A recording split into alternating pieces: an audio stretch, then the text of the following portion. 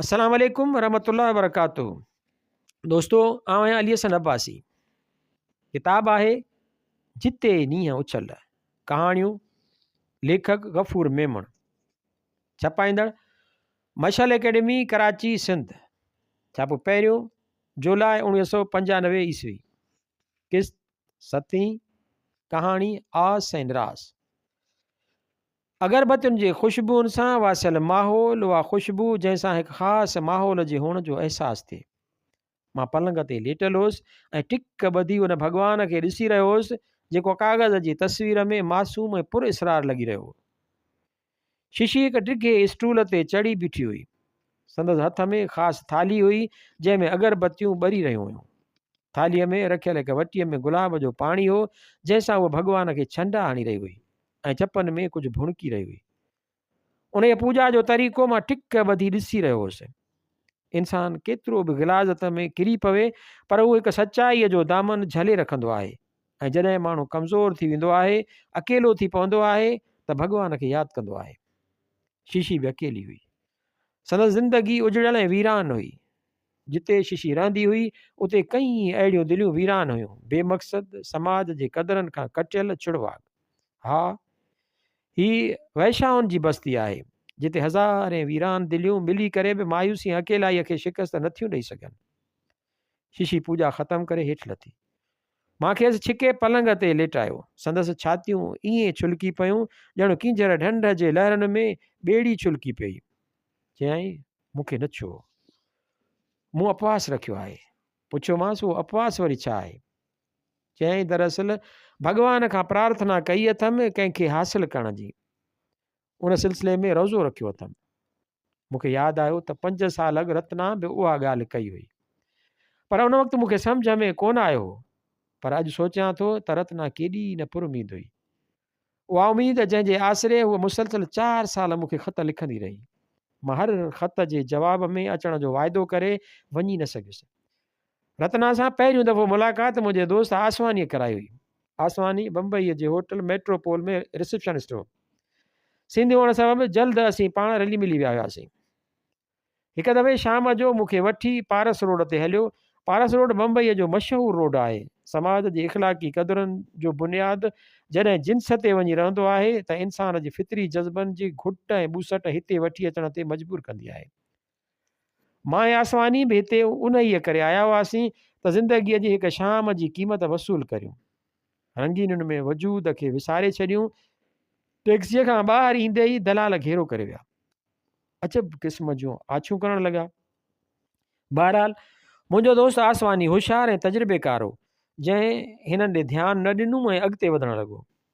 पर हिकु दलाल असांजे पोयां आयो ऐं बिल्कुलु वेझो अची चवणु लॻो, साहब बहुत अच्छा माल है, उधर चलो, नई लड़कियां आई हैं, साहब क्या चाहिए, इधर लड़कियां हैं, बिल्कुल टीन एज में हैं, साहब देखो, देख तो लो, देखने के पैसे नहीं लगते, साहब मुझे बस 5 रुपया देना। आसवानीअ खेसि छिड़ ॾींदे चयो त जाओ भाई, कुझु नहीं चाहिए। मां हुन दलाल खे गौर सां ॾिठो। संदसि मेर गदली शर्ट पातल हुई ऐं पैंट खां ॿाहिरि निकितल हुई। संदसि रंग सांवरो हो, अखियूं हेॾियूं थी वयूं हुयसि। अखियुनि में एतिरी आजिज़ी ऐं बेवसी हुयसि जो मूंखे रहम अची वियो। दिलि चाहियो त खेसि ईअं ई 5 रुपया ॾेई छॾियां। उन खां अॻु मूंखे आसवानी छिके फ्लैट में वठी वियो। ॾाकण चढ़ी मथे पहुतासीं त ड्राइंग रूम में कुझु ख़ूबसूरत नौजवान छोकिरियूं वेठियूं हुयूं। रत्ना सां मुलाक़ात पहिरियों दफ़ो उते ई थी हुई। खेसि थधे ब्लू रंग जो स्कर्ट पियल हो। असां ॾांहुं मुर्की ते ॾिठाई। संदसि मुर्क में हिकु तंज़ हुई, ज़हरीली तंज़, छो त समाजी क़दरनि खां ॿाहिरि समाज हिननि खे ग़लीज़ थो सम्झे त हू बि उते अचण वारे खे ग़लीज़ थियूं सम्झनि, बल्कि हू शरीफ़ ज़ादनि खे पंहिंजो मुहताज थियूं सम्झनि, जेके ॿाहिरि समाजी क़दुरनि जा रखवाला आहिनि ऐं अंदर में अहिड़ा ई कमीणा आहिनि।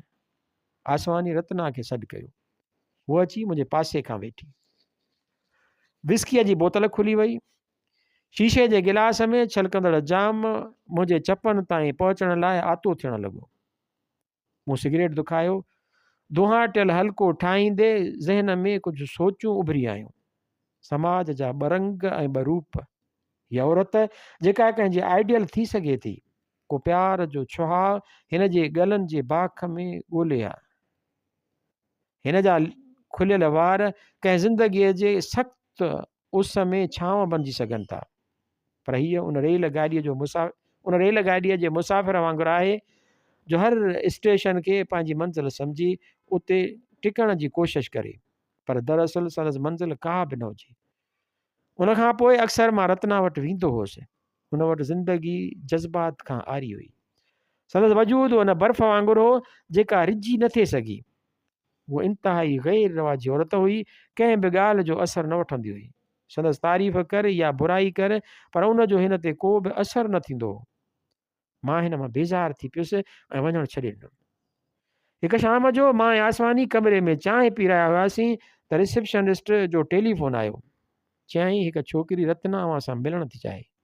मां चयो ठीकु आहे, मोकिलियसि। आसवानी हैरत मां पुछियो, छा हीअ उहा ई रत्ना आहे? चयमि ख़बर न आहे, पर लॻे थो त उहा ई आहे। चयईं लय अथई, हीअ छोकिरी कंहिंसां ठहंदी न आहे, वॾा वॾा हिन जा चकर काटींदा आहिनि। मां चयो हुन में कहिड़ी वॾी ॻाल्हि आहे, हिकु तवाइफ़ जी अना कहिड़ी हैसियत रखे थी। चयईं जिस्म त ख़रीद करे सघिजे थो, पर ख़रीद कयल जिस्म बग़ैर अहसासनि ऐं जज़्बनि जे हिकु मशीनी सेक्स ॾेई सघे थो, ऐं अहिड़ी इंजॉयमेंट ऐं मास्टरबेशन में फ़र्क़ु कहिड़ो आहे?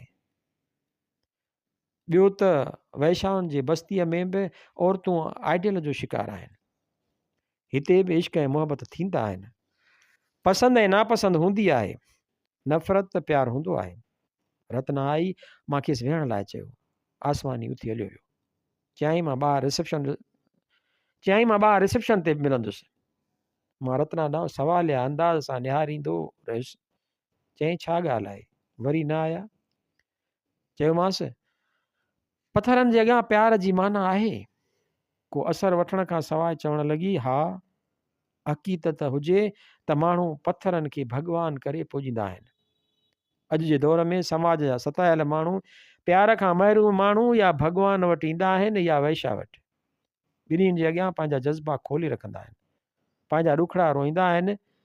जॾहिं भॻवान उन्हनि जे अॻियां चुप हूंदो आहे त वैशा छा करे सघे थी? करे सघे थी, पर शर्त उहो आहे त पाण खे भॻवान न पर इंसान सम्झे।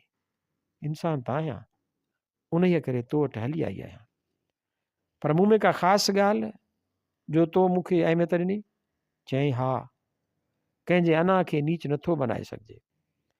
तव्हां में उहा ख़ासियत आहे। तूं दरअसल जिस्म जी पूॼा में आत्मा जो तलाशी आहीं। हर इंसान सुकून जे तलाश में आहे। तुंहिंजे अंदरि जी अशांती तोखे भटकाए रही आहे। उहा उथी बीठी, मुंहिंजे वेझो अची मुंहिंजे कुल्हे ते हथ रखी चवणु लॻी, हमीद साहब भटकणु छॾे ॾियो। मां हिन खे हैरत मां ॾिसंदो रहियुसि। संदसि ख़ूबसूरत जिस्म जी सुगंध मूंखे मदहोश करे रही हुई। पहिरियों भेरो मूंखे रत्ना में पंहिंजाइप नज़र आई ऐं मूंखे रत्ना वैशा घटि पर दानिश्वर वधीक लॻी। चयमि रत्ना तूं हिते कीअं पहुती? चयईं टैक्सीअ ज़रिए। न, मुंहिंजो मतिलबु आहे हिन बम्बईअ जे बाज़ार में। पाण उदास थी वई। चयईं छॾ हुन इहा ॻाल्हि खे, मां का अहिड़ी ख़ासि शख़्सियत न आहियां जंहिंजे माज़ीअ सां का दिलचस्पी रखिजे। न रत्ना, अहिड़ी ॻाल्हि न आहे। तूं बि जेकॾहिं कंहिं स्टेज ते या फिल्म में हिकु ई वक़्तु लखनि माण्हुनि जे अॻियां पंहिंजे जिस्म जी निमाइश करी हा, अख़बारुनि में तुंहिंजा इंटरव्यू शाया थियनि हा, तूं तवाइफ़ न पर फ़नकार सॾिजी हा। हज़ारे माण्हू तुंहिंजे अॻियां पोयां तोखां ऑटोग्राफ वठण लाइ सिकनि हा। रत्ना दरअसल हीउ मॉडर्न दौरु आहे, हिते तवाइफ़ जो रोल बदिलजी वियो आहे। चयईं बसि मां बि उन मॉडर्न दौर जी शिकार थी पियसि। कर्नाटक सूबे जे हिकु नंढड़े शहर में सपननि जे हथां लुटिजी वियसि। मौत खां ज़िंदगीअ जो हर रूप बहितरु आहे, उन करे जी रही आहियां। रत्ना जे ज़िंदगीअ में हिकु उमेद हुई, उन उमेद जे सहारे हूअ जी रही हुई, पर उहा कहिड़ी उमेद हुई? उहा ॻाल्हि मूंखे सम्झ में न आई। पर 5 सालनि खां पोइ मां हिते आयो आहियां त हूअ उन उमेद खां बि हाराए वई आहे। दरअसल उन वक़्तु कुझु ॾींहं मां ऐं रत्ना बम्बईअ जे रोडनि ऐं तफ़रीह गाहनि ते घुमंदा रहियासीं, पर जल्दी रत्ना खे छॾे वापसि अचिणो पियो। 5 सालनि खां पोइ जॾहिं हुन जॻह ते पहुतुसि त रत्ना न हुई। हुन अरसे दौरान रत्ना लाइ मूं कॾहिं संजीदा थी न सोचियो, पर जॾहिं वक़्त जे वहिंवार मूंखे बेसहारे हुअण जो अहसासु ॾियारियो त मां रत्ना जी मोहबत खे महसूसु करणु लॻुसि। पर 3 सालनि खां संदसि राब्तो मूंसां न हो, जंहिं करे हिते अची सख़्तु मायूस थियुसि। केतिरा ॾींहं भटकंदो रहियुसि। हिकु ॾींहुं हुन जे फ्लैट जे चाणीअ तां लही रहियो हुउसि त ओचितो पोयां सॾु थियो। मां हैरानीअ मां पोयां निहारियो, हिकु औरत बीठी हुई। वधी हिन जे वेझो हुयुसि, आहिस्ते आहिस्ते सुञाण में आई। शशि हुई, जेका रत्ना जी सहेली हुई। मूंखे चयाईं, तूं उहो ई आहीं न जेको... मां संदसि जुमिलो कटींदे चयो, हा हा, रत्ना किथे आहे? चयाईं, अंदरि अचु। संदसि कमरे में वञी वेठुसि। चयाईं, तूं देरि करे छॾी। रत्ना मुसलसल तुंहिंजो इंतज़ारु करे मायूस थी वई। संदसि तबियत बि ख़राबु थियण लॻी हुई। वेगाणप जे अहसास जी कैफ़ियत खेसि वधीक गंभीर बणाए छॾियो। आख़िर बीमारीअ खेसि बिस्तरे दाख़िल करे छॾियो, जंहिं तां उथी न सघी। मां ख़ाली नज़रुनि सां शिशी खे ॾिसंदो रहियुसि। लफ़्ज़ इंसानी जज़्बनि जो इज़हार नथा करे सघनि। दुनिया जी का बि ॿोली एतिरी सगारी न आहे जो इंसानी ॾुख ऐं कर्ब जी सही तर्जुमानी करे सघे। मां पलंग ते लेटी पियुसि। वजूद खे बचाइण लाइ माज़ीअ खे पंहिंजे दिमाग़ मां कढण जी कोशिशि करणु लॻुसि। शशीअ खे ॾिसंदो रहियुसि। संदसि वेझड़ाइप जे सहारे पाण खे संभाले रहियो हुउसि। हीअ उहा शशी हुई जेका राति जो आधीअ ताईं खिल भोग कंदी हुई। एतिरो त चंचल हुई जो लॻंदो हो त ज़िंदगीअ जी धारा हिन जे वजूद मां फुटी निकिती आहे। हिकु दफ़े मां ऐं रत्ना सिनेमा वञी रहिया हुआसीं त पाण ज़िद करे चयो आई त मूंखे बि वठी हलो, ऐं रत्ना खेसि न वठी हली। जॾहिं वापसि आयासीं त मूं सुॼायो वेठी हुई। तॾहिं मां वठी उन में आंदल 2 चूड़ा विधा हुआ।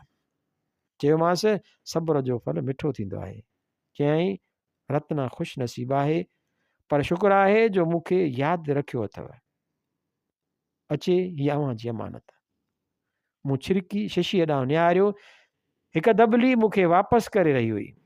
चयाईं, रत्ना तव्हांखे ॾाढो यादि कंदी हुई, पर आख़िर मायूस थी हीअ अमानत तव्हांखे ॾियण लाइ चयो आई। ऐं चयो आई त ख़बर न आहे हमीद अचे या न अचे, पर जेकॾहिं अचे त खेसि ई ॾिजो। दबली खोलियमि। उन में हिकु चिठी ऐं हिकु लॉकेट पियो हो। जल्दी जल्दी चिठी खोले पढ़णु लॻुसि। पोंछ प्रेमी, हिकु दफ़ो तव्हां मुंहिंजे लाइ हीअ मंगलसूत्र आंदो हो, जंहिंजी अहमियत जी तव्हांखे ख़बर न हुई, ऐं जॾहिं तव्हांखे सम्झायो हुअमि त दरअसल हीअ आम लॉकेट न आहे, पर हीअ नारीअ जो धर्म आहे। संदसि ज़िंदगीअ जो महराज आहे। नारी हिकु दफ़ो जंहिं मर्द खां हीअ मंगलसूत्र पाईंदी आहे त सॼी ज़िंदगी उन जी थी रहंदी आहे। तव्हां उन ॻाल्हि खे नज़रअंदाज़ कंदे चयो त बसि हाणे तो रखी छॾ। मुंहिंजी अहिड़ी क़िस्मत न आहे जो मां पाए सघां। हा, अलबत्ता तव्हां शादी करे छॾी हुजे त उन औरत खे पाए छॾिजो। रत्ना, जेका न रही। मूंखे सम्झ में न आयो त छा करियां। बसि ख़ामोशीअ सां लेटियो रहियुसि। मूंखे सहारे जी ज़रूरत हुई। शिशी पूॼा करे रही हुई। संदसि जवानीअ जे छुलकंदड़ जिस्म मां माज़ीअ जी कोड़ाण खे दूरि करे रहियो हुउसि। ओचितो शिशीअ खे सॾु थियो। हिकु ख़ूबसूरत जवान शिशीअ जे कमरे में दाख़िल थियो। शिशी ख़ुशीअ मां टप ॾेई उथी चयाईं, भॻवान मुंहिंजी ॿुधी वरिती। कृष्ण, मां अॼु ई अपवास रखियो हो तोखे हासिल करण लाइ। कृष्ण ऐं शिशी पाण में वेझो अची वरी मूं ॾांहुं निहारण लॻा। मां थधो साह खणी मंगलसूत्र ॾांहुं निहारण लॻुसि, जेको मुंहिंजे हथ मां हेठि किरी चुको हो।